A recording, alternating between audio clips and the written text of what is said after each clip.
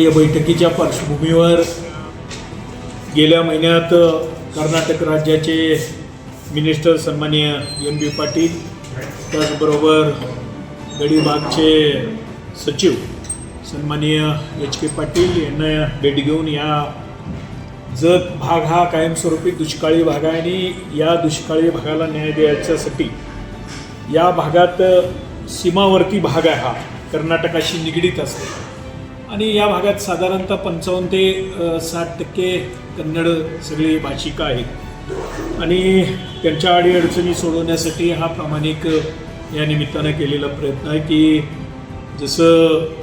2019 ते 2024पर्यंत मी महाराष्ट्र विधानसभेचा आमदार म्हणून राहिलेलो आणि ज्या पद्धतीनं गेल्या 5 वर्षाच्या कालावधीमध्ये महाराष्ट्र गव्हर्नमेंटकडं या जत भागातील खास करून कन्नड भाषिक लोकांना न्याय मिळवून देण्यासाठी या भागातल्या शिक्षणाचा प्रश्न असू दे, त्याचबरोबर पाण्याचा प्रश्न असू दे, या निमित्तानं त्याचबरोबर STचा प्रश्न असू दे, PWDचा प्रश्न असू दे,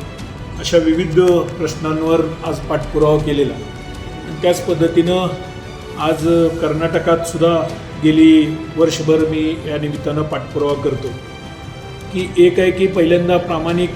प्रयत्न आमचा हा आहे की बाबा इरिगेशनच्या बाबतीत सगळ्यात मेन महत्त्वाचा प्रश्न आहे की ज्या पद्धतीनं आज या सांगली जिल्ह्यातून उन्हाळ्यात बेळगाव जिल्ह्याला या ठिकाणी पाणी वेळोवेळी महाराष्ट्र गव्हर्नमेंटनं दिलेलं आहे. त्याच पद्धतीनं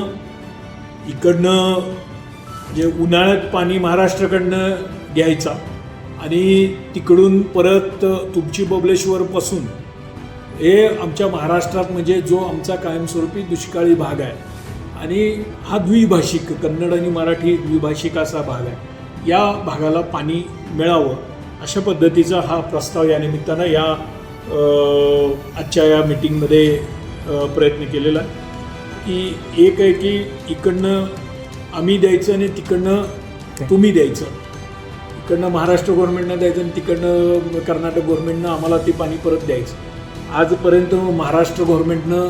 7.25 TMC पाणी आज या निमित्तानं कर्नाटक गव्हर्नमेंटला मिळालेलं आहे.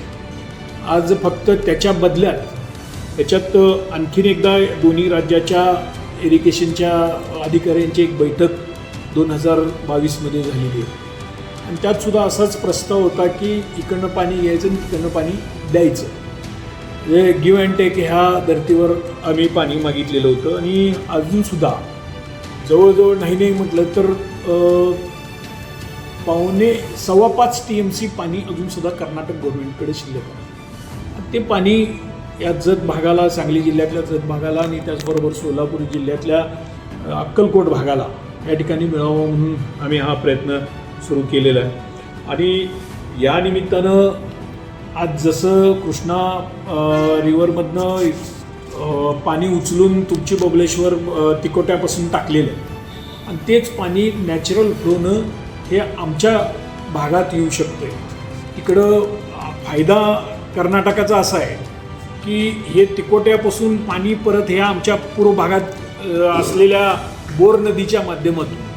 हे परत कर्नाटकात जाणार आहे आणि मग परत कर्नाटकातली जवळजवळ 7 गावं, या गावांनासुद्धा या ठिकाणी आजपर्यंत कर्नाटक गव्हर्नमेंटनं त्या गावांना कुठल्या इरिगेशन स्कीम केलेली नाही आणि या निमित्तानं नॅचरल फ्लोनं त्या 7 गावांनासुद्धा पाणी म्हणजे आमच्या विभागातली जवळजवळ नाही म्हटलं तर 17-18 गावं आणि ती कर्नाटकातली चडचणपासून पुढं येणारी ती जवळजवळ 7 गावं, या 7 गावांनासुद्धा या निमित्तानं या पाणी मिळण्यासाठी हा या निमित्तानं प्रयत्न.